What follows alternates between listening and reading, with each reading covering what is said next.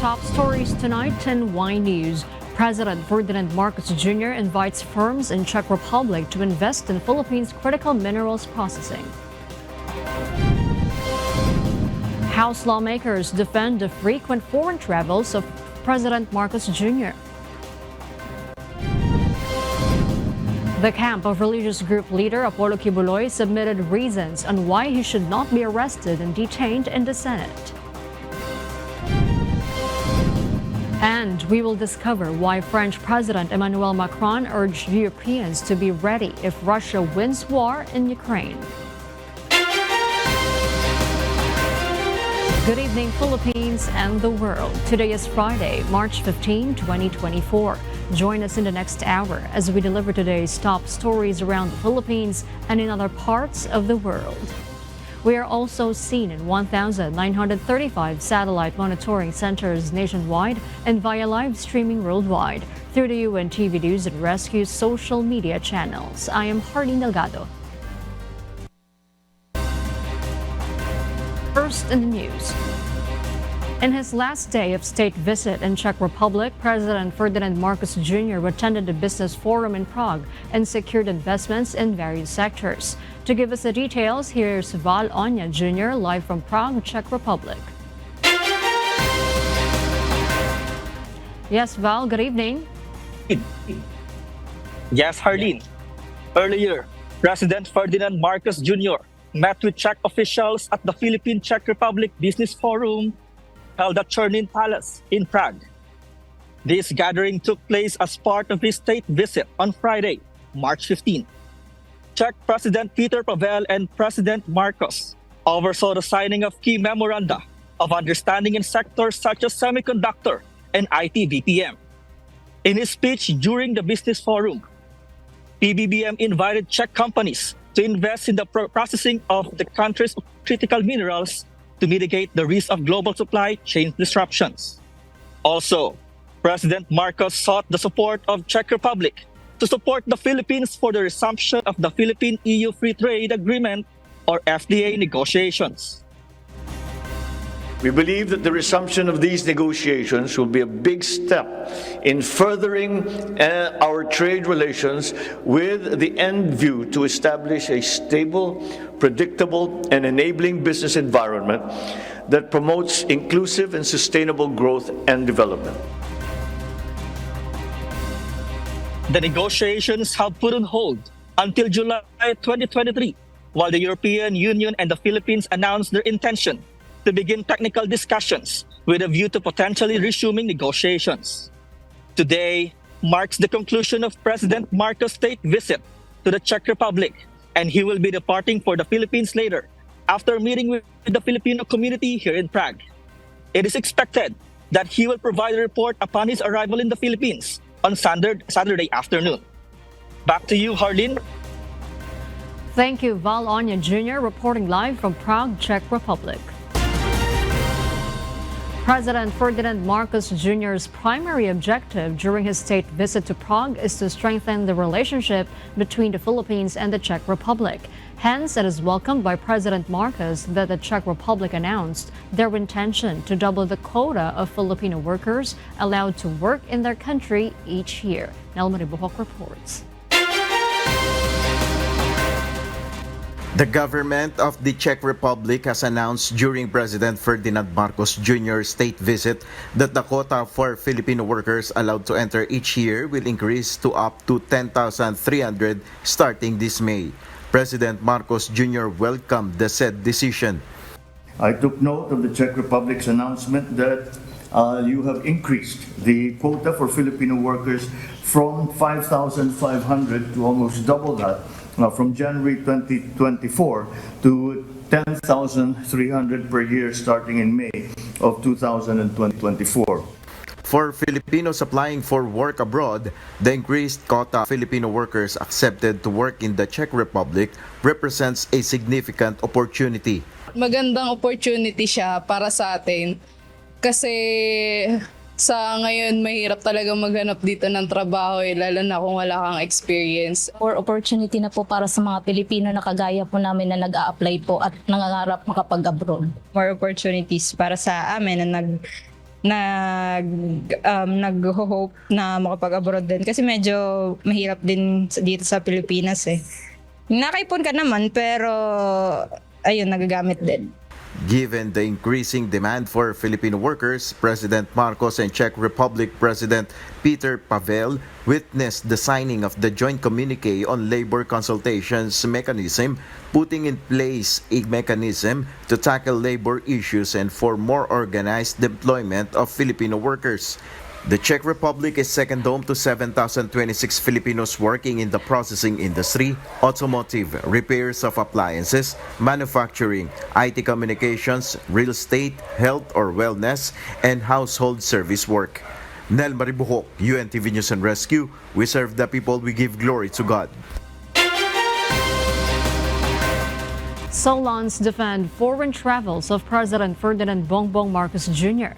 They say the president strengthens bilateral relations with other countries and secure foreign investments. Rosa Licos will tell us why. House lawmakers have defended the foreign trips of President Ferdinand Bongbong Marcos Jr. This is after the accusation of former President Rodrigo Duterte that PBBM travels a lot for leisure. It happened amid the president's trips to Germany and Czech Republic for working visits. Ang globalization ngayon is not a desire. It's already a need. If you don't liaise and talk to other countries, if you don't partner and foster relationship with other countries, mas lalo kang may iwan. Another ranking lawmaker stated that each president has his or her own strategy, and that the goal of PBBM's overseas engagements is to attract foreign investments. Pangulo goes out of the country to get investments, to secure investments. Si Pangulong Duterte hindi masyado ilang bansa lang. Well, knowing naman kasi kaya hindi siya makabiyahe dahil maraming not welcome siya sa Europe, di ba? We all know that, di ba? House Deputy Majority Leader Iloilo 1st District Representative Garin criticized former President Duterte's tirade against PBBM. She said it would be better if the current administration were just supported instead. Itong isa, syempre, walang ginagawa. Itong isa naman, napaka-busy kasi incumbent ka, ikot ka, meeting right and left, lahat ng problema sasagutin mo. Hindi ba mas maganda para sa ating mga Pilipino na yung ating mga leaders ay suportahan ang bawat isa? This week, President Marcos Jr. visited Germany and Czech Republic. The president believes that the two countries can greatly help in expanding various industries of the Philippines. Rosa Licos, UNTV News and Rescue. We serve the people, we give glory to God. The Commission on Elections, or COMELEC, has made it clear that seeking opinions or guidance from groups critical of the election system is not part of the procurement process. This statement comes in response to criticisms regarding the awarding of a multi-billion peso contract to the South Korean firm Miru. Dante Amento tells us why. Commission on Elections, or COMELEC spokesperson Director Jan Rex Laudianco clarified that under the Government Procurement Reform Act, they have no obligation to seek for guidance or opinion during procurement process such as of the automated election system. They are only bound to examine the financial, legal, and technical documents submitted by a bidder. Laudianco's pronouncement was after an issue surfaced about why they had not consulted other entities, including election groups, before awarding the multi-billion pesos contract to South Korean firm Miru. We are not under any obligation po to go beyond the documents submitted po sa amin, the legal, financial, and technical. Pero ang sabi nga po namin, COMELEC went beyond that. The poll body emphasized that they have evaluated even Miru's background from other countries, where Miru was the provider of their election system. Laudianco disclosed they acquired certification from the Republic of Congo and even from the United Nations that the elections in Iraq and Congo went well. Sabi nga po namin, kung United Nations na po ang kausap namin, kung yung international certification entity na kausap namin dito, meron pa po ba kaming dapat puntahang iba? na maaari pong magkaroon kasi hindi naman po lahat ng kritiko ng mga halalan ay maaring masabi natin po na sila ay neutral or hindi bias. Maari po rin kasi meron silang mga ganyang leaning. Recently, COMELEC clarified that they could not rely on mere speculations on social media against Miro. The company also said that the information may be from the losing parties during the elections. 계속 그 루머가 재생되는 그런 환경입니다. And also for the news, there are many rumors that are coming out of the news that are not facts, that are just based on rumors, and they tend to replicate. 여러분이 알아야 되는 것은 만약에 선거가 잘못됐다면은 그 나라 정치인들, 야당들 많은데 그게 그냥 넘어갔겠습니까? And if these elections were not conducted thoroughly, the opposition parties would carry out their own positions. Recently, Miro assured not to put into jeopardy the elections in the Philippines. Dante Amento, UNTV, News and Rescue. We serve the people. We give glory to God. A senator rejects the reasons submitted by the camp of religious group leader Apollo Kiboy on why he should not be arrested and detained in the Senate. This report will tell us why. The Camp of Kingdom of Jesus Christ, or KOJC leader Apollo Kiboy, has responded to the show cause order issued by the Senate. Hours before the 48-hour window ended, Kiboy's legal counsel, attorney Elvis Balayan, submitted its written response to the Office of Senate Deputy Minority Leader Risa Hontiveros, laying out its legal arguments as to why the religious leader should not be arrested and detained in the Senate. He maintains that the Senate inquiry is being done not in aid of legislation, alleging that it already judged Kiboy guilty for his alleged abuses. We still believe po na yung resolution itself is incriminatory and therefore useless po, no, para kay Pastor Kiboy na siya ay pumunta sa Senado without sacrificing his fundamental Bill of Rights. Kasi po, kagayang paulit-ulit na sinasabi namin, yung resolution mismo po ay sinasabi na guilty na po sa mga krimen si Pastor at ito'y patuloy na kanyang kinocommit. He further argues that Kiboy's refusal to attend is not a disrespect to the Senate, reiterating that the criminal cases against the religious group leader can only be settled before courts. Nabanggit din po namin doon na may limitasyon, no, ang karapatan ng Kongreso sa pag-iimbestiga at yung limitasyon na yon ay precisely to regulate or to control, no, the legislator from abusing the fundamental Bill of Rights of resource persons or witnesses appealing thereat. When asked if this means that Kiboy still won't attend the next Senate hearing, Balayan says they will wait for the Senate's response for their next legal action. Sana po basahin ng mabuti ng ating mga kagalang-galang na senador yung mga legal justifications po na isinalang namin sapagkat ito po ay naaayon sa konstitusyon at sa existing jurisprudence, no, on the powers of the Congress or the Senate in particular to conduct investigation po without violating the sacred Bill of Rights of resource persons or witnesses po na umaattend sa kanilang mga pagdinig.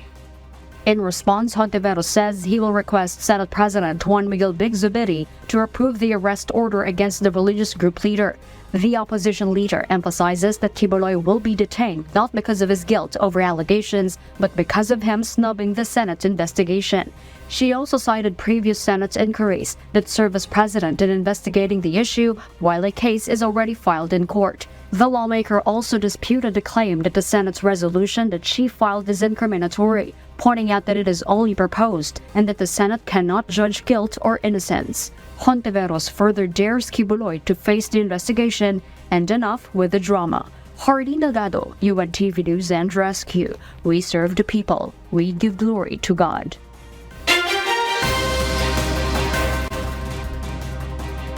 And for the news abroad, French President Emmanuel Macron urged Europeans to not be weak and get ready to respond to Russia. The European leader labeled Russia as an adversary, cautioning that it wouldn't hesitate to escalate the conflict further once Ukraine is at a disadvantage. Just a month ago, Macron stirred controversy by suggesting the possibility of deploying ground troops from France to Ukraine in the future. Macron now pushes for the continent to signal its strength to the Kremlin by not drawing red lines and supporting Ukraine, which the opposition party voted against and deemed too aggressive. Macron argued that Europe's credibility was on the line if Russia achieves victory and that inaction is choosing defeat, not peace. However, Macron clarifies that France would never initiate an offensive against Russia, but rather hopes to negotiate peace with a Russia no longer under current President Vladimir Putin. We'll share more global stories with you later, but for now, back to Harleen. Thank you, Marvi. For those watching our live streaming on YouTube, please click the subscribe button you see on your screen and ring the bell for notification. You may also follow us on Facebook, Instagram, and TikTok.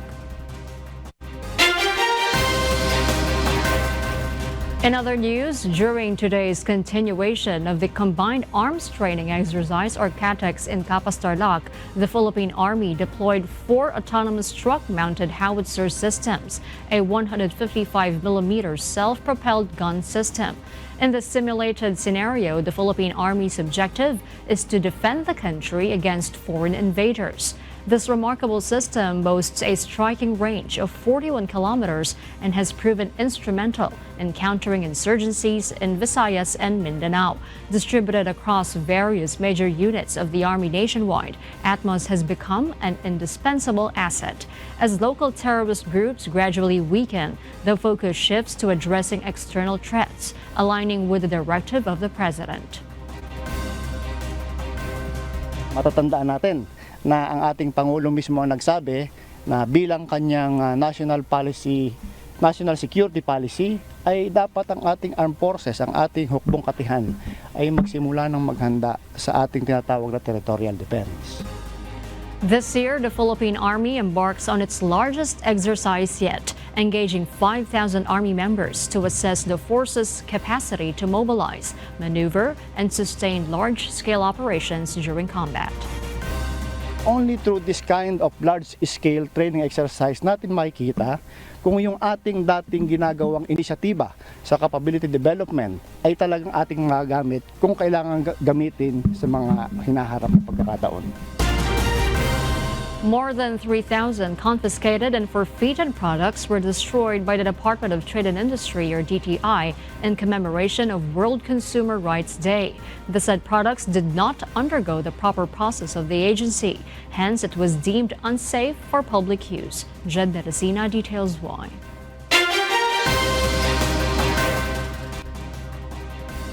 The Department of Trade and Industry, or DTI, is constantly monitoring and enforcing product policies to ensure the reduction of items that do not meet the agency's safety standards. Earlier today, March 15, over 3,000 of different substandard and unverified products worth up to 1.8 million pesos were destroyed. Additionally, DTI responds to people who are upset about the destruction of the confiscated products. Amanda Nograles, the Chief Assistant Secretary of DTI Consumer Protection Group, claims that these are substandard and did not follow the appropriate procedures of the agency, so the products need to be destroyed. Kung gagamitin nila ang mga produkto na to, yung dapat sinira natin, wala tayong assurance kung safe ito for our consumers, yung quality nito hindi rin tayo sigurado. As such, it is not certainly safe to use, particularly for the buyer's health. As a result, DTI destroyed it and scheduled its disposal to ensure that it could not longer be used. Sinira natin yung mga produktong na-confiscate natin nung tayo ay nag-monitoring at enforcement. Ito yung mga helmet and visors, mga sanitary wares, mga vape products, at saka yung mga monoblock shares na hindi dumaan sa proseso natin sa DTI at hindi nabigyan ng karampatang PS mark or ICC sticker, o di kaya yung iba naman dito, meron silang PS mark or ICC sticker pero peke. Nograles added that there's a lot of confiscated items in DTI's warehouse, but they were only waiting for the final order before performing its destruction. itong pagsira natin, ginagawa natin to kapag nakakuha na tayo ng final order from the DTI adjudication na talagang itong mga produkto na to hindi sumunod sa rules ng DTI, hindi sumunod sa proseso ng pagkuha ng PS mark and ICC sticker. DTI reminds the public that they may verify whether the product's ICC sticker and PS markings are legitimate by using the verification application on mobile devices or by checking online. Jed Neresina, UNTV News and Rescue. We serve the people, we give glory to God. The Office of the Ombudsman has withdrawn the suspension order for 23 employees of the National Food Authority, allegedly involved in the anomalous sale of government rice stocks to favored traders. In an interview, Ombudsman Samuel Mortera stated that investigators from his office found discrepancies in the data provided to them by the Department of Agriculture, which was also purportedly sourced from the NFA's list. Among those whose suspension orders were lifted are warehouse supervisors in the National Capital Region, Iloilo, Antique, and Cabanatuan. The viral resort situated amidst the chocolate hills in Bohol faced intense criticism. However, it was discovered that there are other tourist attractions in the area, some of which are also erected atop the chocolate hills. One such structure is located in Carmen, Bohol. And according to initial information gathered on site, it lacked permits from the local government unit. The Bud Akda in Carmen, Bohol constructed staircases made of bamboo and steel pipes to ascend the hill. At the summit, a viewing deck offers a panoramic view of the famed chocolate hills. Allegedly, the local government did not issue an environment compliance certificate or a protected area development and management clearance, rendering it ineligible for permit. Meanwhile, Sagbayan Peak stands visible from the highway, also perched atop the chocolate hills. It features a resort and viewing deck, another well-known tourist spot in Bohol. Currently, operations continue at these resorts, although Senator Nancy Binay has initiated an investigation through Resolution number 967.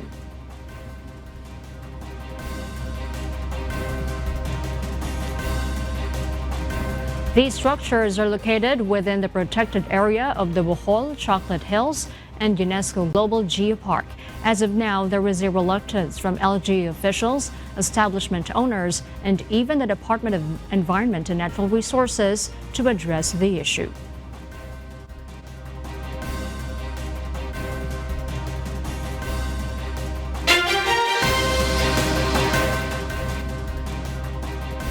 And another global news. The U.S. court has denied the motion to dismiss the case of wrongful handling of classified records against former United States President Donald Trump. According to U.S. District Judge Eileen Cannon, the motion filed by the former president is premature. Judge Cannon also expressed skepticism regarding Trump's lawyer's argument to dismiss the case based on the Presidential Records Act. Among Trump's defense arguments is that the case should be dismissed under the Records Act, which prohibits prosecution against a president extending beyond the end of their term. Trump pleaded not guilty to the charge of wrongful possession of classified information following his tenure in the White House. Several classified documents were found at the Mar-a-Lago residence of the former president after his first term.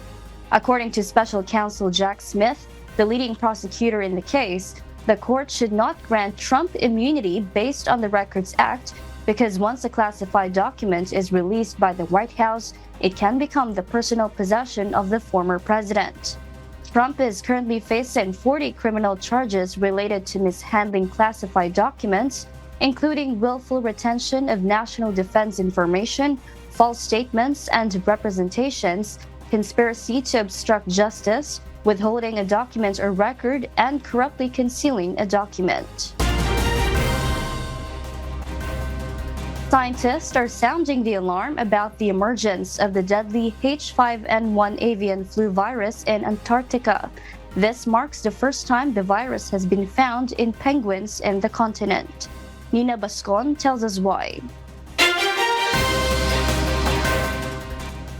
Just last month, February, the avian flu virus was detected in local penguin and cormorant populations, raising concerns about its potential impact on Antarctica's vast penguin colonies. Researchers from the Pontifical Catholic University of Chile, who participated in an expedition from late 2023 and early 2024 to monitor for bird flu in Antarctica, have expressed grave concerns about the situation. Fabiola Leon, one of the researchers, highlighted the significant risk posed by the spread of the virus, particularly to species such as emperor penguins, which are already vulnerable to extinction. The newly discovered positive cases included 9 Adelie penguins and 1 Antarctic cormorant, as the virus was only previously detected in skua birds on Antarctic mainland. Leon emphasized the potential for the crowded conditions within penguin colonies and the migratory movements to accelerate the spread of the virus among various birds populations. Nina Bascon, UNTV News and Rescue. We serve the people, we give glory to God.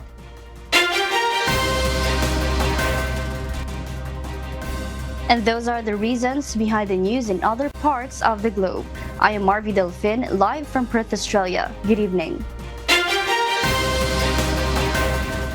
The Metropolitan Manila Development Authority, or MMDA, sets up drinking stations for its field personnel due to extreme heat. JP Nunez will tell us why.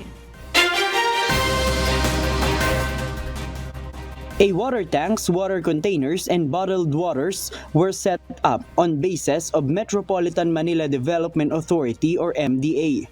The drinking stations were intended to provide water for its field personnel.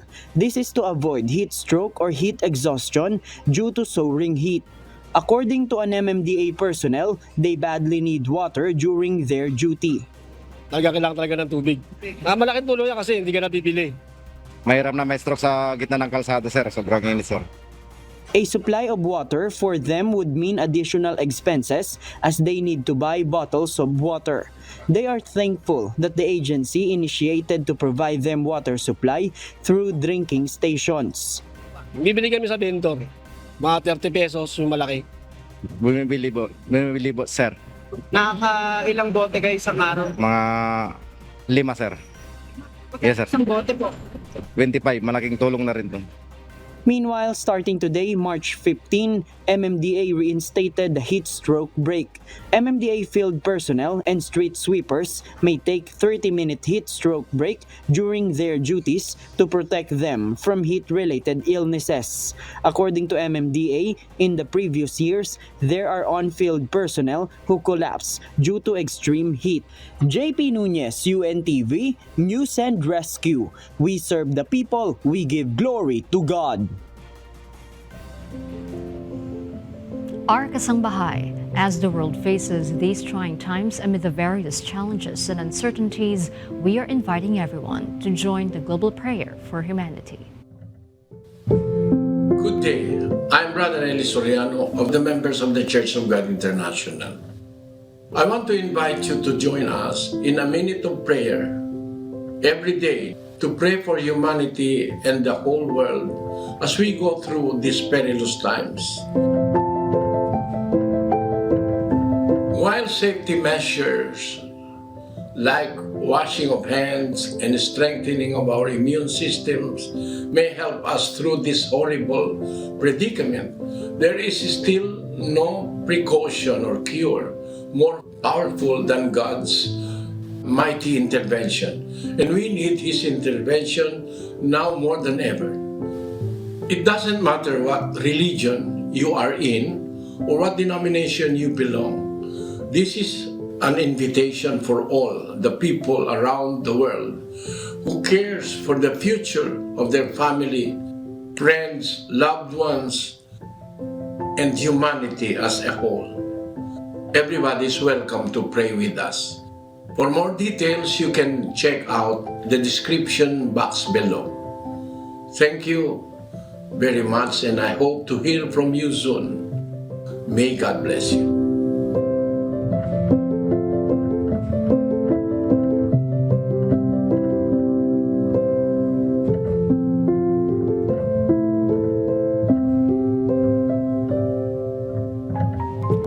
Before we close, we will leave you with a word, giving glory to God. From the book of James, chapter 4, verse 7. It says, "Submit yourselves therefore to God. Resist the devil, and he will flee from you."